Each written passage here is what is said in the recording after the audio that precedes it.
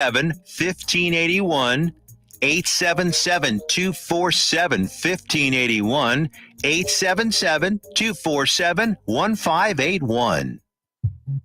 At Romika Designs, we're more than just a laser engraving and specialty design company.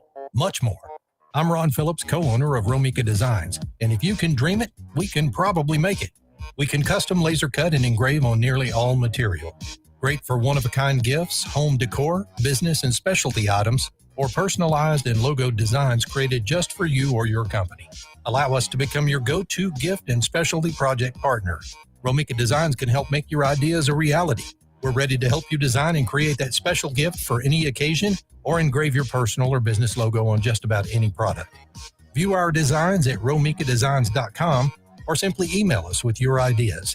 We specialize in custom design and we'd be honored to have the opportunity to discuss it with you. Call us at 817-400-4040, email info@romikadesigns.com, or visit us on the web at romikadesigns.com. Got a deck carpet giving you the blues? Tired of your old dingy and broken tile? Let my friends at the Floor Store in Cleveland, Texas give your home the makeover it deserves. This is Old Taco Joe coming to you for the Floor Store. Whether it's carpet, tile, wood flooring, or real wood laminate, the Floor Store can cover all of your flooring needs. Located at 405 West Henderson Street in Cleveland, Texas, owner Brian Harris can help. Shower tile, tub surrounds, even backsplashes. Give them a call today at 817-641-9444. The Floor Store, they've got you covered. Hey travelers, do you want to save money on your next flight? Then pick up the phone and call. That's right, call, because the best prices are not online. They're with SmartFares. See, SmartFares has special deals with the airlines. When they have unsold seats, they use SmartFares to fill them. So you get airline tickets at ridiculously low prices. Our prices are too low to publish online. With the extra money you'll save, you can book another trip or treat yourself to dinner or shopping. So stop searching all of those travel sites to find the lowest price on your next flight. Let one of our SmartFares expert travel agents find ridiculously low prices for you. Call SmartFares today and get the best price on your next flight. Guaranteed. Also, save up to 50% off business and first class tickets. 855-325-1820. 855-325-1820. That's 855-325-1820. When you're hungry for tender brisket or some delicious homemade cobbler, then look no further than Leach Brothers Barbecue, located at 1106 East Henderson in Cleveland, Texas. Leach Brothers has been family owned and operated since 1950. Take it from me, Taco Joe Orwinski. Todd and his family have been filling my belly breakfast, lunch, and dinner for a long time. Heck, I even have my own booth, open Monday through Saturday, 6 a.m. to 7 p.m. Come see them for dine-in, carry-out, and all your catering needs. You're listening to Joco Community Radio.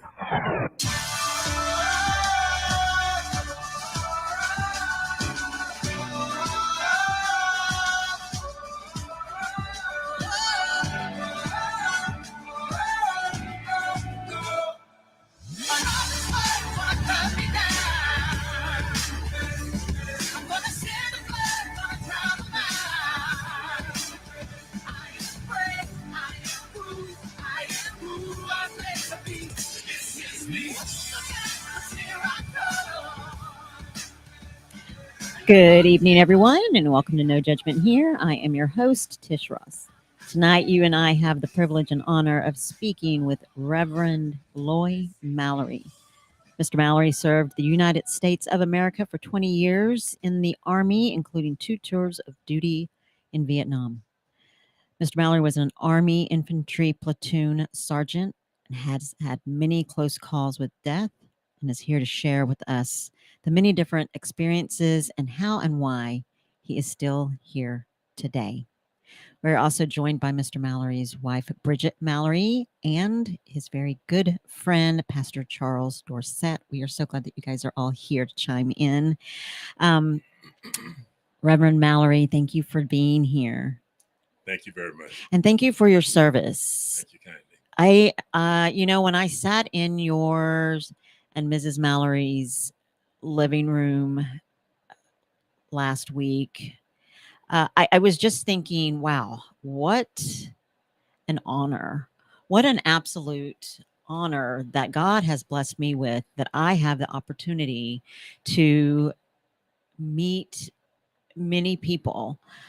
But I have to tell you, sitting in your living room, I have chills now. Hearing everything that the Lord has done for you and your passion of wanting to share all that God has done for you, all that He has done for you, even from the very beginning. And I want to start there. You grew up in church as a child, but one of your greatest inspirations, mentor, prayer partner, prayer warrior was your mom. Yes, she was the inspiration behind everything. She, everything around her was about God. No matter how bad it was or how great it was, God was in the mix. And I remember as a little boy thinking, man, I'm just going on and on and on. But she gave away everything, I thought, but she always had more than she needed. And if you stayed at her house, you would go to church 2 or 3 times a week, sometimes 4 times a week, and you would go. And that was just, it wasn't in question if you were going, it was how soon will you be ready to go? And she would carry you, we would go. And we had to walk down this little dirt road for about, it seemed like 4 or 5 miles. It was probably a mile, wasn't that far. We thought it was a long ways, but she was responsible for getting lots of people in church. And that was her lot in life, was guiding everybody. And I do feel that I've been writing her prayers a long time. Even before I realized that that was the case, I said, these old people just going on, man, they don't know what they're talking about. And that's the way I felt. I didn't say that, but I thought it to myself.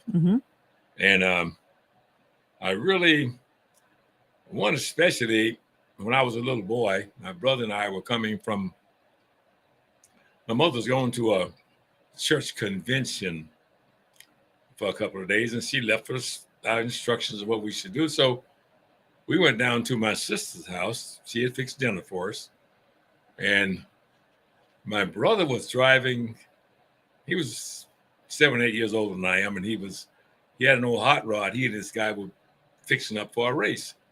And we had thought that, we drove down there and no top on it. Just no seat belts, just an old hot rod. And so coming back from there, I asked him, I said, how fast will this thing go? And he said, oh, let's see. So he stepped on the gas and we speeded up. And the lights, there were lights on there, but they weren't real great. And as he speeded up to probably close to 50 miles an hour, I thought he's really going. There was a bull stepped out in front of us. He hit the bull and killed him. It threw me over the hood of the car. Now, I didn't pay attention to it then, but I didn't get a scratch, not even a grass stain. And I realized then, well, later I realized, but my brother came and he saw I was okay. He was afraid something had happened to me bad. And so he said, let's run. We ran all the way home, about 3 miles. We ran home. Didn't get a scratch, but the bull kid killed him. And I don't know exactly, we didn't look for him. We just got out of there and took off running. We ran home. That was one situation that hedge of protection was there. And I didn't realize that as a kid. Sure. I was only about 7 years old, maybe 8 years old. And I didn't realize I was writing her prayers at that time. Sometime later, I started high school. I was about 13 years old. And my cousin and I had spoke that morning about going to a basketball game against Jonesboro, which is the next largest town over, about 20 miles away. And I ran home to see my mom, and I said, I'd like to go to the game and see Pinecrest High plays Jonesboro. And I can come back. And she said, I really don't feel you should go. And I begged and pleaded. I said, look, I can stay with my sister Johnny, the same one that had fixed the dinner for us. I can stay with her because they live right next couple of doors from her. And I said, it won't be no problem. She said, I just don't think you should go. And boy, it broke my heart. I was upset, but I didn't let nobody know it but me. I kept that to myself. And I went around and kicked the house and thought, man, I said, this is one mean old woman. She's some kind of mean. But I kept that inside. I didn't dare say that. But I went on to bed and didn't think about sneaking out or nothing. The next morning, I got on the bus going to school, and everybody was all sad. And I said, what's wrong with you guys? Why are you looking so sad? They said, didn't you hear? I said, what do you mean? What did I hear? And they said, well, Herbert and Melvin were both killed last night coming from the basketball game.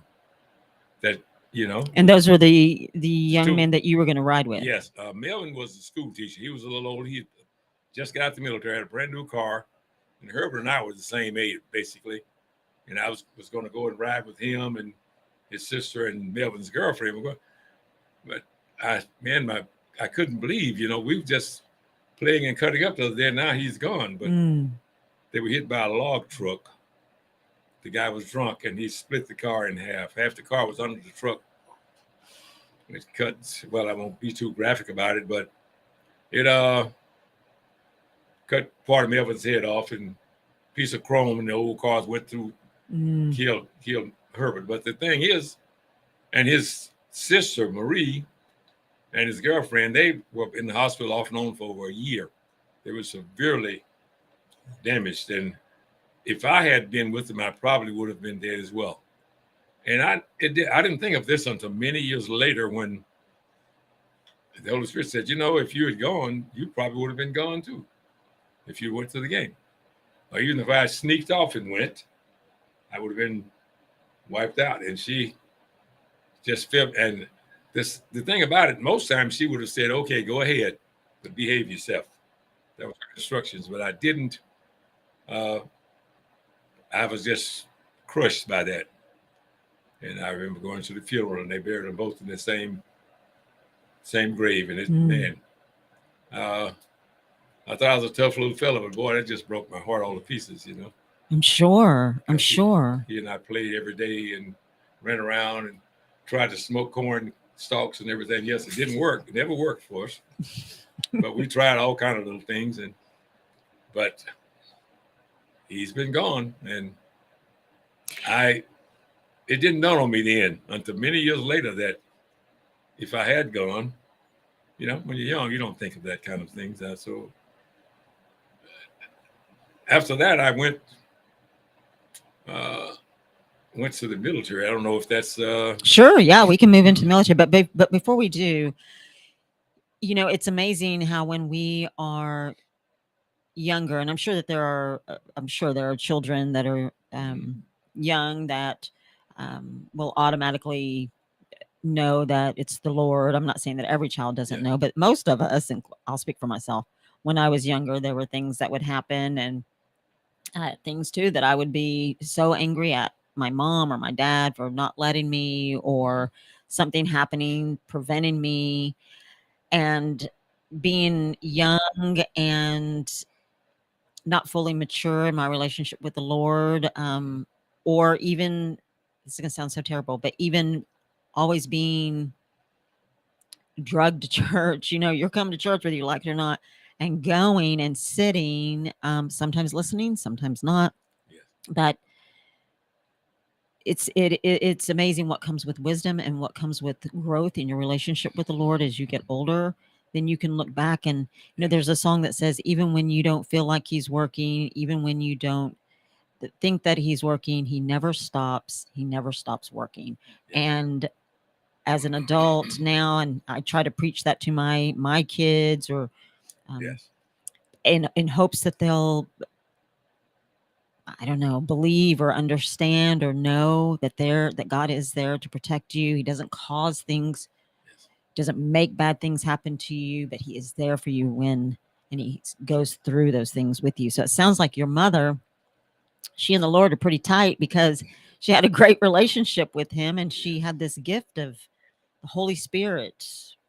Seemed like everything that went on, she knew it before it happened. It was just, she just knew, like when I was I finished school at 17. I went in the military, and I didn't realize that she cried after I left, because my nephew told me, he said, man, after she left, Mama cried and cried because you left. I was her youngest child, and I had to be a soldier. I just wanted to be a military man. I had to go. So I went, and what really got my attention was that I'd been in the Army about 5 years, and I trained some guys, and we went to Vietnam. And in Vietnam, some were killed. Quite a few of them were killed, and I was wounded on my first tour. And I told them, I said, don't tell nobody. The guy in front of me, and it's a funny thing about that. I have to go back a ways to tell the story on that. But when we were getting ready we were going to help a company that had been overran, a company, a third of the 12th Infantry. We were going to help them because the Viet Cong had overran them, and we were going to help them out. And en route to this, I'd made Staff Sergeant E6. I'd been in about 5 years, a little better, and I thought I was Iron Man, actually. So I gave this young E5 Buck Sergeant, I gave him about 6 or 7 letters, and I said, when you get back, I want you to mail these for me. And he said, okay, Sergeant. He said, when are you going to get us out of here? I said, you Buck Sergeants here are getting bad, boy. I said, you guys are getting out of hand here. I said, we just can't do nothing with you guys. And I was kind of kidding with him because we always carry that on. And as we took a couple more steps, this little voice inside said, what are you going to do if you get killed with all your mail in this pocket? And I said, oh, that's foolish. Stop thinking that way. And I pushed it aside. But 10 minutes later, he was dead. Wow. He tripped. They'd passed the company that went through this area, and about probably 40, 50 people that went over this, and we stopped for a little break, and I said, okay, guys, they spotted the booby trap up front. He took 2 steps, and it almost blew him in half. And I was right behind him. It threw me about 20 feet. It knocked my rucksack off my back. Another friend of mine, he's here in Grand Prairie, named Robert Ramirez. He was behind me, and he almost had his arm and leg blown off because he had to beg for them not to amputate it. But we both recovered. One Lieutenant Pesticus, he was the young platoon leader, and he told me, he said, and I went to a reunion that we had, but I finished this other part first. But I told him, I said, don't tell nobody about this. I said, don't tell nobody. And they told her anyway. But they didn't need to tell her nothing because my mother knew it. She got up that morning. She got up and she cried. She was crying. She said, something is wrong with my son. She said, if we don't pray, we're going to lose him. So she got all the old ladies in from the church, and they prayed. And she cried and prayed and called out to the Lord not to take me away. And she carried on so much. It went on all day. And she called my sister from Monroe, Louisiana. She come down and see about your mom. She's carrying on something terrible. She thinks something happened to your brother. And so she came down as fast as she could. It's like 100 miles away from Winfield. And she got there, and Mom, she said, I know something's wrong. She said, I just don't know if he's dead or alive, but I know if we don't pray and pray hard, we're going to lose him. And I thought at first it's kind of strange to me when but anyway, I made it. I was medevaced out, and nobody had told her nothing at that time. As I've got in this book here about writing Mother's Prayer, it's a copy of the telegram that she got stating that I'd been wounded on the 21st of May, 1967. And, well, anyway, to go back a little ways, she finally got a telegram about 4 days later. And she said, I knew. They couldn't tell me nothing different. But the funny thing is when I got home from, I went first to Camp Summer in Japan. I stayed there about 2 months, almost 2 months in the hospital. I had to learn to walk again. I had to learn to, I couldn't even scratch my head because I was hit like 18 different places. Oh my gosh. And I recall this Lieutenant Pesticus, he told me this many years later. I was at the reunion in Pennsylvania, and he said, when I saw you, it was just like someone had a handful of buckshots or BBs and threw it and hit you from a distance. He said, you had so many holes in you. Wow. I didn't think you were going to make it. He said, and then he started crying. He said, I really didn't think you were going to make it. Mm. And I think he said, you told me I'll be all right. And I meant that because dying never crossed my mind. And he held my hand, and he just cried and held my hand. He said, but many times I thought of you when he was a policeman in Chicago. He said, when I got in trouble, I thought of what you said. I'll be all right. But the funny part about this all, though, is when I got home from Vietnam, and I don't want to jump all over the place. When I got home, my mother told me, she said,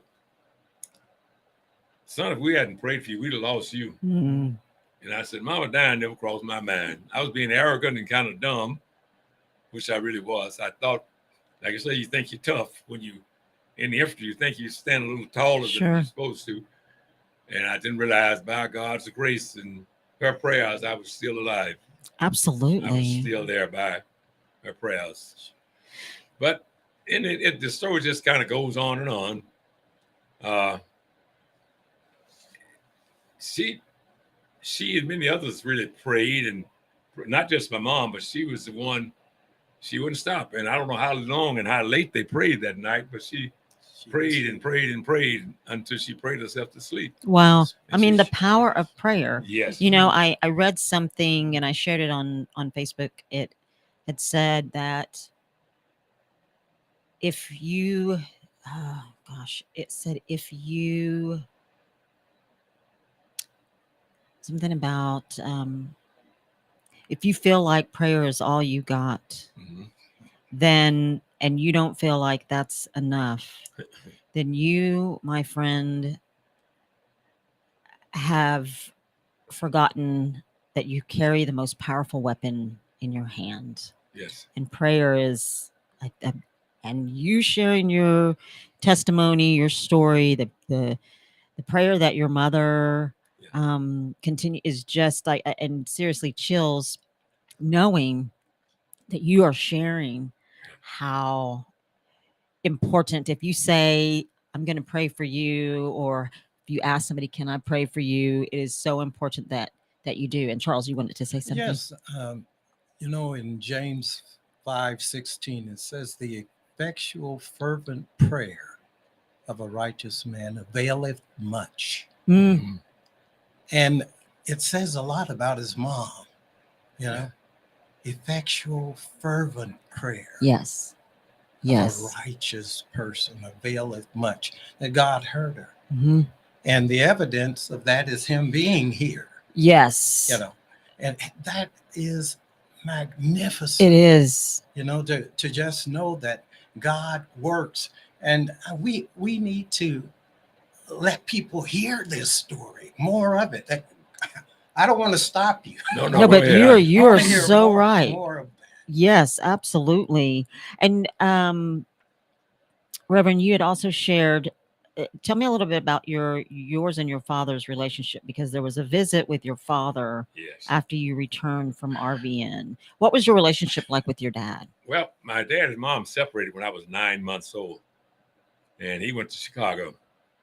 Well, you know, I grew up, I didn't suffer for any male input. I had 2 or 3 older brothers, and my one brother in particular was my second oldest brother. He was what people would look at as being a man's man. Mm-hmm. He made sure that everything, he had me doing things that little boys should be doing, running chainsaws and doing all kinds of things. And Ben was, I mean, when I was like 8 or 9, I could drive a 6 shift in the country. He had an old truck, and he'd sit over there, and sometimes I have to sit in his lap and I'd drive. But he made sure that all of the mail stuff was done. He was always a rough cut guy, you know, and he made sure I did everything I was supposed to do. And he was, when I told him I was going to the military, he said, oh man, that would make a man out of you. He wanted to go in the military, but his collarbone had been broken, so they wouldn't take him. But he, boy, it made him happy. One guy said, when that old man talks about you, he said, he was like 20 years older than I was. He said, when he talks about you, he get tears in his eyes. Because I was a son he never had. Actually, he was my second oldest brother, but he put time on me, learning me how to do all kinds of things. Wow. And every time he got something that he thought I needed, he lived in Texas, but he would come and bring it and give it to me. So I had always more than I needed. I'm going to be more brief because I'm talking too much. But anyway, back to my dad. He came running and crying. He brought me 2 watermelons, and he was just, oh, Lord. So I asked my mom, I said, who is this man coming here? I figured it was him, but I wasn't sure. I'd never seen him since I was 9 months old. I didn't know. She said, that's your father, son. And I said, I don't have no father.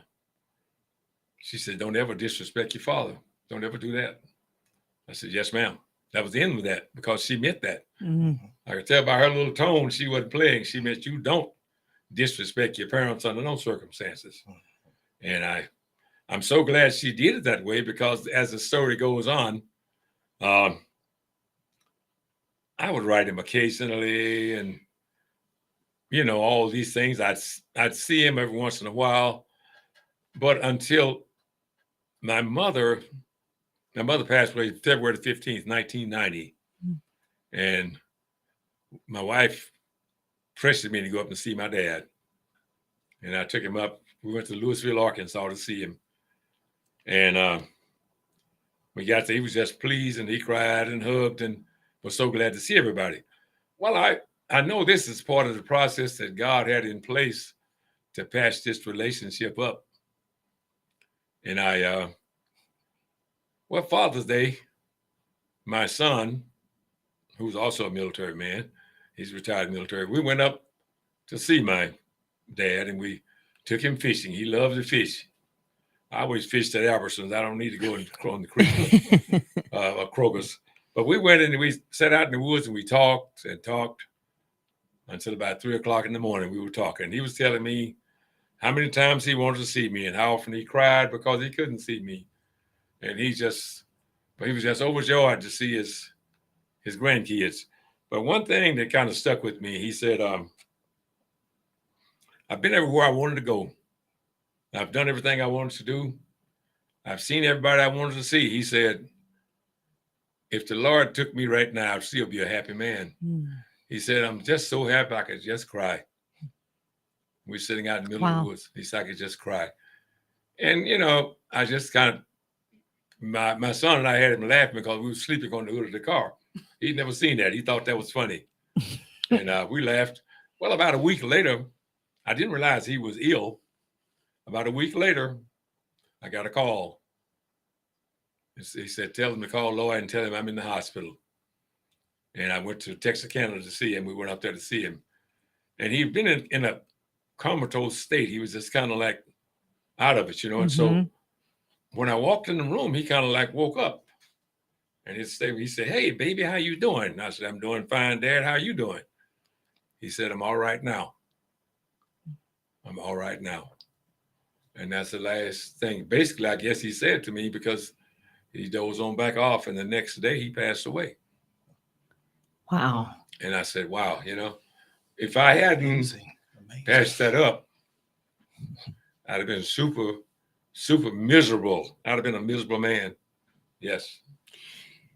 Going back when I told you go see your dad, it was very important.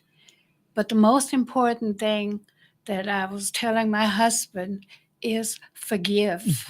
Yes. You got to forgive, because God forgave you of so much. Yes, you got to forgive. Very good. And when I saw what happened, the love between them and the forgiveness, I knew God was awesome. Absolutely. Wow. So amazing. We are going to take a quick commercial break. We will be back in just a minute with Reverend Lloyd. Mallory, and friends and family.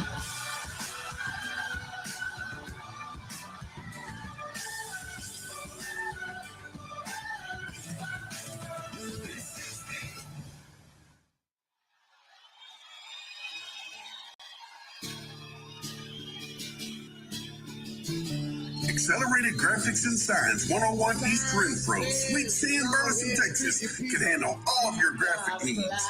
Need a banner or promotional products for your business? They got you covered. T-shirts and caps for your group. All you need to figure out is if you want them screen printed or embroidered. How about some slick graphics on that hot ride to make you stand out from the crowd? Accelerated Graphics and Science can handle anything you throw at them. Located at 101 East Renfro Street, Sweet C in Burleson, Texas, go in and see them.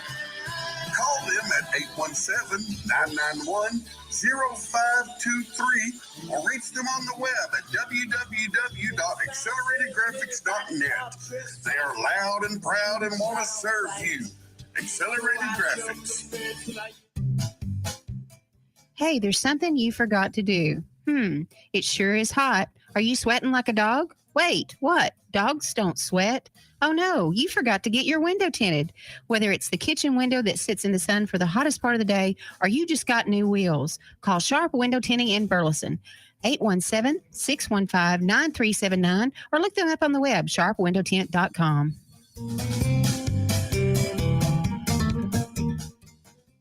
Fast Track Student Loans can get your student loans out of default, stop any wage garnishments, stop collection calls, and stop seizure of your tax refund. Give yourself a break. Stop the stress and get your student loan payments down to as little as $25 a month based on what you can afford to pay. 800-709-4395, 800-709-4395, 800-709-4395, 800-709-4395. The voice of Johnson County, Joco Community Radio.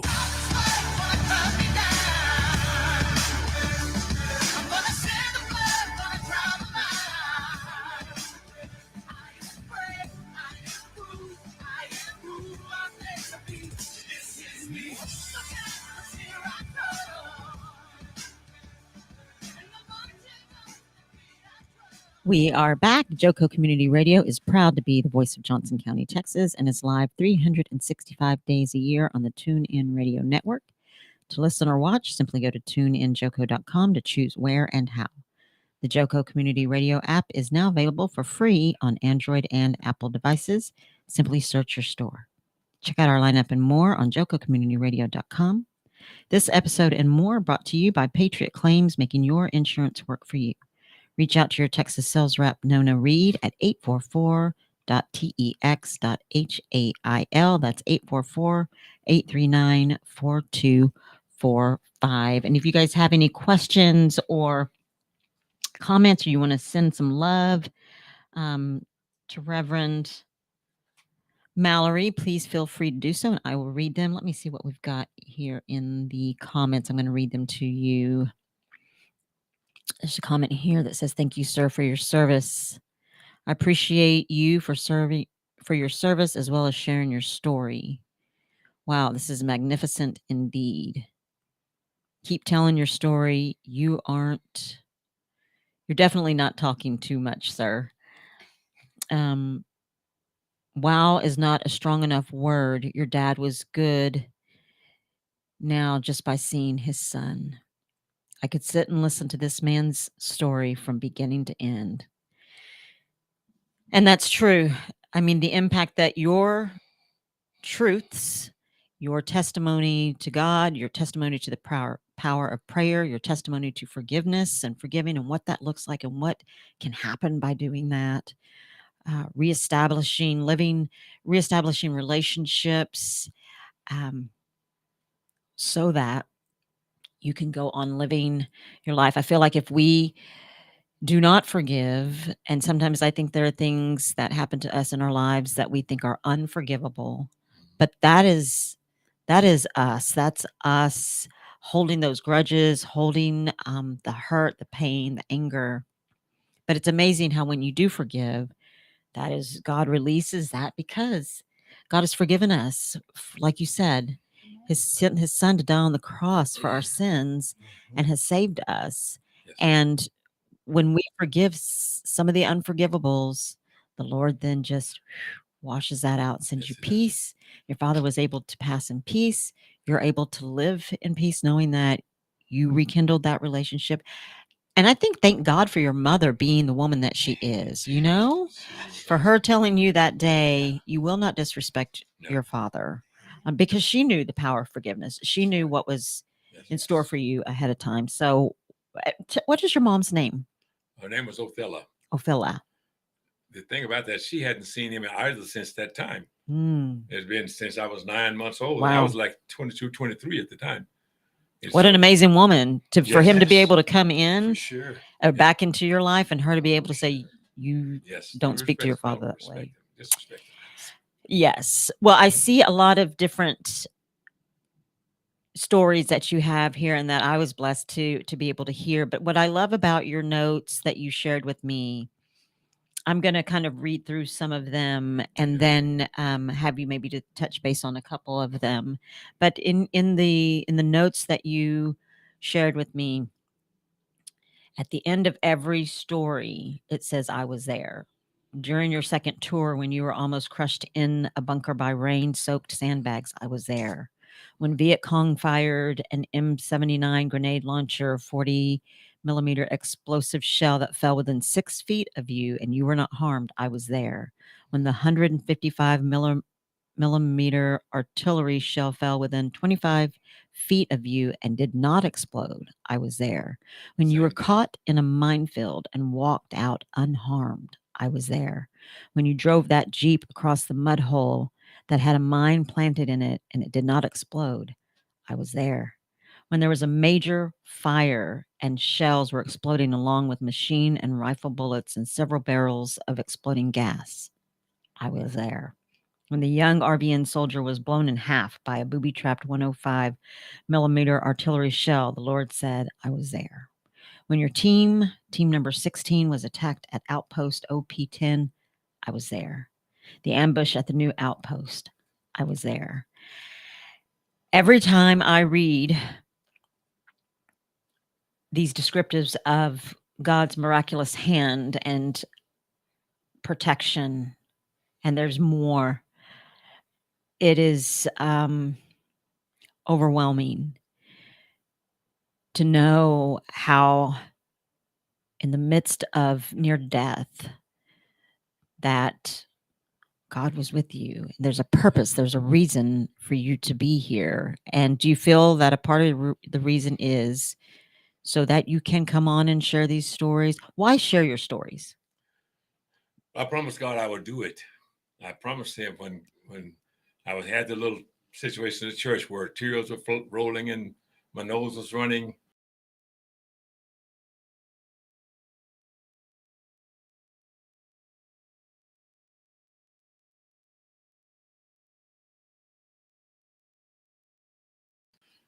And he said, now write it down.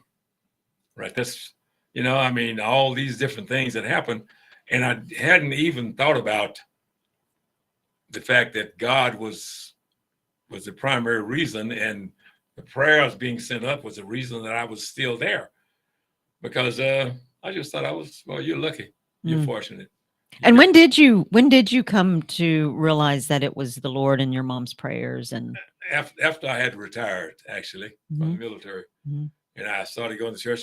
But primarily, I was going to a little church called the Acts Church, I guess. And then I met Pastor, and we got his teaching and stuff here, Pastor Dorset. And we drew closer and closer, and the word became clearer and clearer. And the Lord began to show me that this is the reason you're here. And this is why you were spared. And I realized that if God has something planned for you to do, he plans on you doing that, and he will spare you to do what he wants you to take care of. And I didn't know at the time, because I didn't want to be a preacher. I said, oh, no, not me. But, and my mom told me that before she passed. I said, oh, Lord, no, you made a big mistake. But God saw it otherwise. And when Pastor asked me about being his associate, I said, oh, no, not me. And he said, well, the Lord's been telling me you're the one. And so I went and he said, well, go pray about it. And I prayed about it. And the Lord said, well, why can't you do this for me? Look what I've done for you.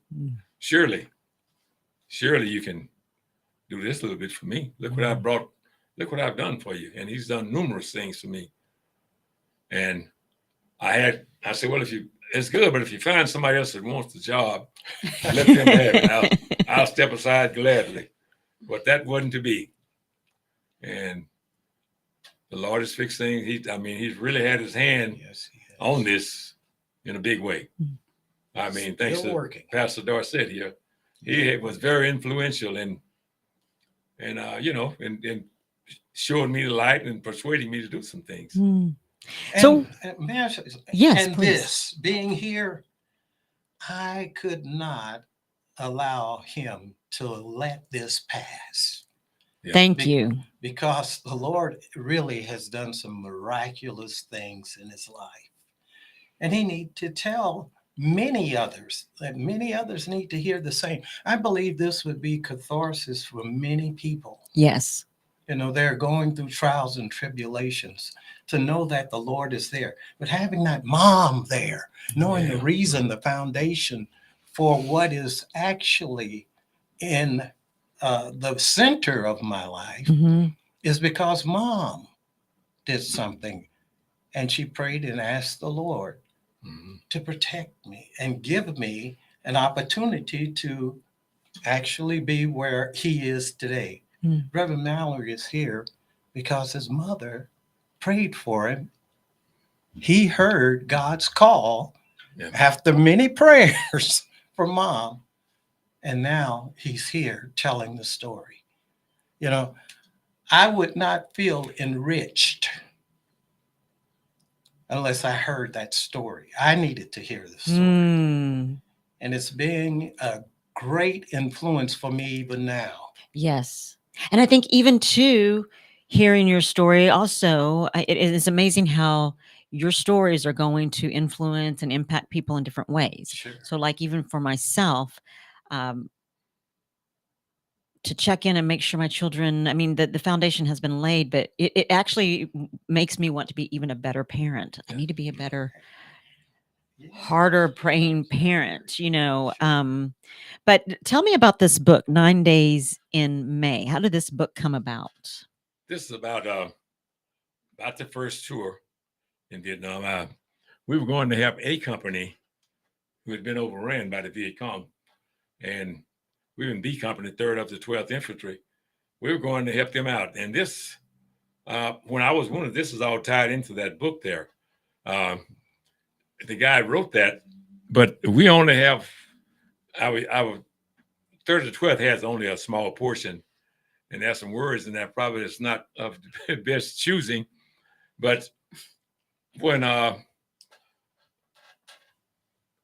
after this all happened, this years later, this young man wrote this book. I guess his father, someone was in it, and he wrote the book.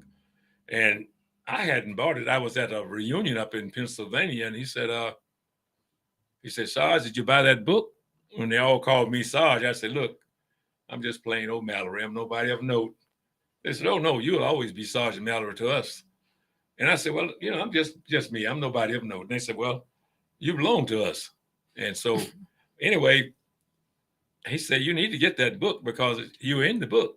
And I said, really? I said, I didn't realize that. And he started telling the story about my premonition when I gave the guy the mail. And he didn't, but there's some other stories in there that don't really involve our company, but there's some other people in there. But he talks about that, about my premonition of something said, what happened if he gets killed with your mail? Young man, when he was from Kilgore, Texas. Oh boy, he was a good kid. I like to pick. We pick on him and talk about it, but he was a young buck sergeant.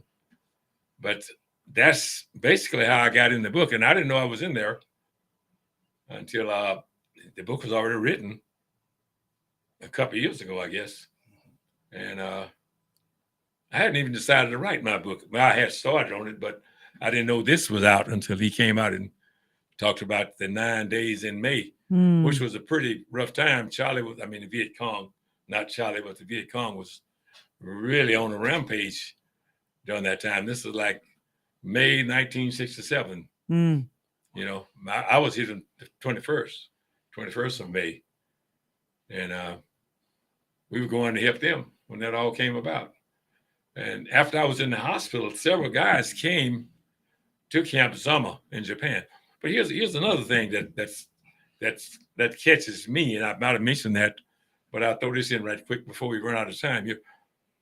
When they did surgery on us in Vietnam, and they flew us to the Philippines for like 5 or 6 days, and that's one of the stories I talk about. Anyway, I was too weak to even sit up. They had to put pillows on the side of me to keep me from falling over. And so I said, I need to write my mom a letter. And the lady said, I'll write it for you. I said, no, I'll just do this myself. So she got me a pad and they propped me up there and I started writing. And when I got home, my mother said, I knew it was your handwriting. She said, but I couldn't make heads or tails of what you were talking about. She said you wrote clean off the page. I was going to town. I thought I was, but she knew it was me. I figured that she would really be upset if someone else wrote a letter for me. Well, funny thing, when we left the Philippines and flew to Japan, and they put us on helicopters to fly us over to the hospital.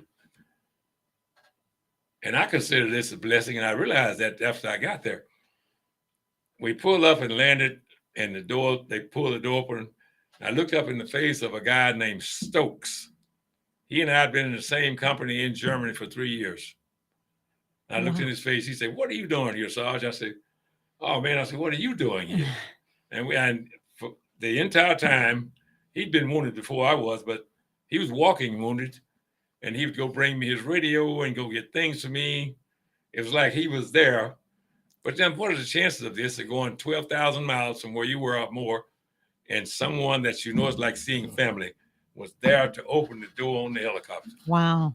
That's awesome. I said, that is really, really something. Yes. Oh my goodness. That is, and he was there, and man, we listened. The one thing we had was listen for music. Aretha Franklin singing Respect in the afternoon. So I'd wait every day, and he'd go bring his radio to me and go get stuff from him and bring it to me, whatever I needed. He was my arms and legs, because at that time I couldn't walk, couldn't even scratch my head. Now, is that the reason why you are in the wheelchair today from your injuries? Oh, no. I did 20 years of ripping and running and jumping and doing all kinds of things here. I've had like 10 surgeries on my right knee from multiple fragment wounds from Vietnam. On both of them been replaced, but this one turned out fine. I've had like 5 replacements on this right knee. Oh my goodness. And it's just kind of like, he said, well, the best way to fix it is to cut it off. And I said, well, I'll just keep it. And we'll just go on from what we got here, So I can't complain. It doesn't hurt. It doesn't bother me. It's just, we can beat up and probably never will work well again. But and that contributed all the ripping and running in Germany. I was mostly in Germany and where other places training for 20 years.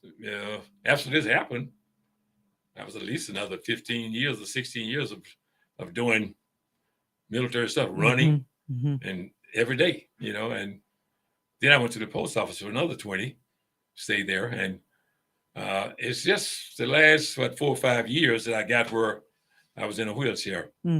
I can walk with crutches and things, but it's best because it's not gonna. The doctor said he didn't want to redo it again because it was too much. He didn't think the bone could handle it. Gotcha. Any of these stories they're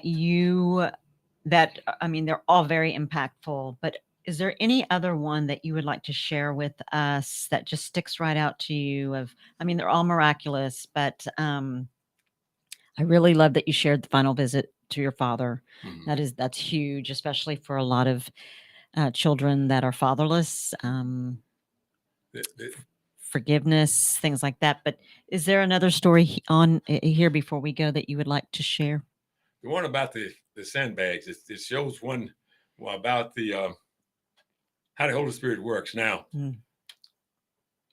we were in a bunker. We were snug as a bug in a rug. We had our hole about 6 feet down on the ground. We had overhead cover. We had about 6 layers of sandbags on top. And the overhead sandbags are to prevent indirect fire from coming in and exploding. If it hit the sacks, it'd explode and you wouldn't get hurt. Mm-hmm. But what we didn't realize, it was on the monsoon season, and the rain came and poured down, and the sacks got so full with water that the weight was too much for our little overhead, what did you call it, deals to hold them up. And something, I know it was the Lord woke him up. Peace, we didn't talk about God as much. We believed, but we didn't do anything about it until we got in trouble. The Holy Spirit woke Peace up like 2 or 3 o'clock in the morning. He said, Mallory, let's get out of here. I said, what's going on? He said, this thing's about to cave in. And so we ran out with nothing on but underwear. Ran outside, and we were outside like 30 seconds, and it came down and crushed everything inside of the bunker. It took the steel cots and twisted them like a paper sack. It would have took them 2 days to dig us out of there, but we got out. And I've talked to Peace a couple of times since then, but I found out the last time I called, he passed away, and it kind of broke my heart. I'm so sorry. Yeah, he was Forrest Peace. He was a good friend. He thought he was my protector. He weighed about half as much as I did, and he thought every time something started, he was going to look out for me.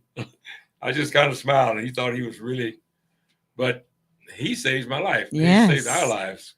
Yes. God let him wake up, because we were sleeping good. It was raining, and man, we were going to town. You're down in a hole, and you got to. Matter of fact, it even crushed. We had a little refrigerator. The weight crushed that. It bent rifle barrels. The sheer weight of the sandbags, it would have crushed us beyond recognition. And so he woke up from a dead sleep and said, "We got to get out." Something. Well, here something woke him up. We know it had to be the Lord that woke him up, because I was getting at it. Boy, I was going to town. It was raining too, and we ran out of that in the rain, but we got out, and here it came down just like 30 seconds later. After we got out, it crushed everything in there. Ophelia's prayers for sure. Do you know what you might want to name this book? I'm going to call it Riding Mother's Prayers. Riding Mother's Prayers, because to be honest, I wasn't doing much praying until I got in trouble. That's when I do some praying. A lot of people do. Yeah. And a lot of us do. Alone there. That's right. One particular night, we had some rounds came in, and I'll be brief with this. They were like 105. We thought we could handle them because we had got a report they were going to hit us. And we didn't know that this was friendly fire, firing 180 degrees in the wrong direction. They dropped 27 rounds on our compound, 27 rounds of 105. And fortunately, there was, I think, 2 Vietnamese soldiers and 1 woman was killed, and none of the Americans were killed. But they had holes in the ground 2.5 feet deep all over the place. And you could feel the shrapnel and metal hitting the sides of the bunkers. It was slapping, and they'd cut you in half.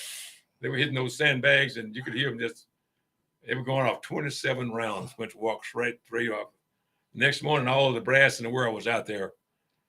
They were there wondering what happened. Was somebody was smoking some left-hand cigarettes or something, because something happened. Wow. I don't know why. That's all totally don't fire. They fired 180 degrees in the wrong direction. I don't understand that, but it happened. We don't and we do, right? Yeah. We don't and we do. Bridget, I want to ask you a question. Tell me what you are most proud of your husband. I'm sure there are many things, but what are you most proud of him?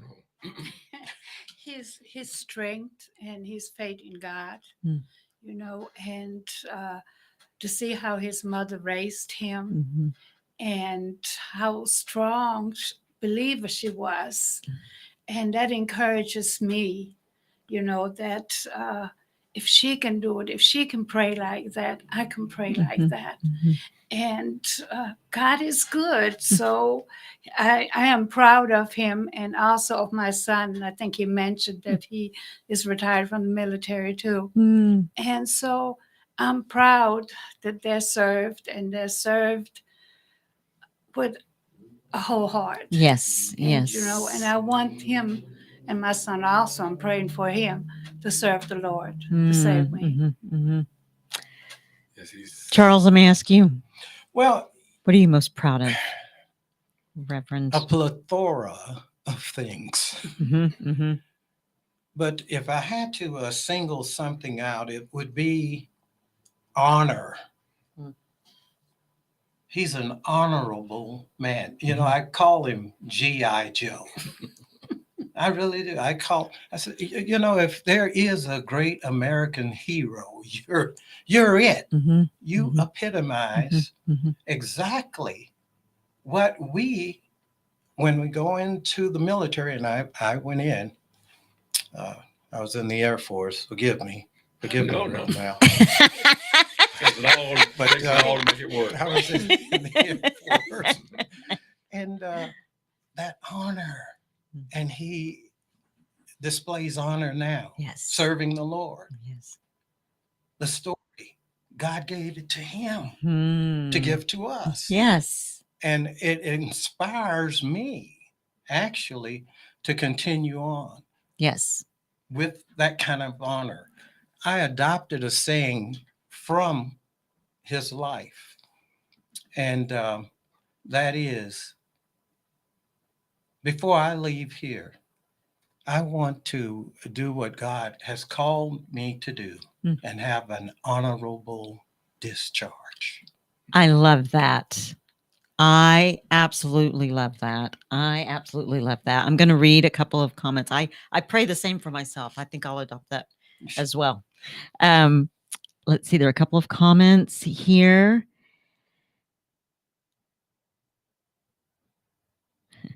It says, wooey, I am certain that you understood those words from your mother were crystal clear too. That was from earlier. What this man's eyes has seen and how the good Lord was there with him throughout. He has given the responsibility to no one better to share this story. Thank you, Ophelia. Thank you, God. Thank you, Mr. Mallory, sir. I want more of Mr. Mallory. Bring him back. I would like to be a kid sitting at his feet to soak in every word Mr. Mallory has to say.